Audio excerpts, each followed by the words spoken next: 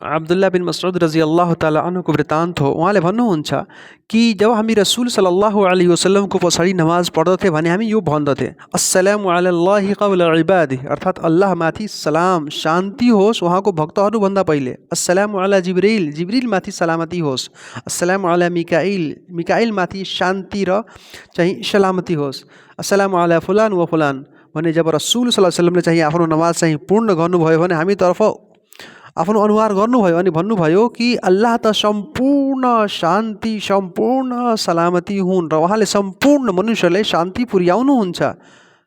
शान्ति प्रदान गर्नुहुन्छ भने जब तिमीहरू चाहिँ नमाजको लागि बस तशहुदमा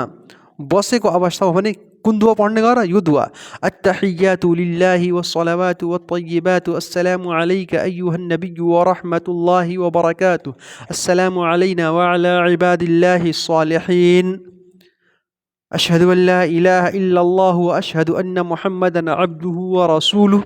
अर्थात् यसको अर्थ यही हुन्छ कि हाम्रो सम्पूर्ण धन सम्पत्तिले गरेको उपासना, त्यसै गरी आफ्नो जिब्रोले गरेको उपासना, आफ्नो शरीरले गरेको उपासना सम्पूर्ण अल्लाहकै लागि छन् र अल्लाहको नबीमाथि सलामती होस् र उहाँको दया र शान्ति होस् र अल्लाहको सम्पूर्ण भक्तहरूमाथि चाहिँ अल्लाहको तर्फबाट सलामती होस्, शान्ति अवतरण होस्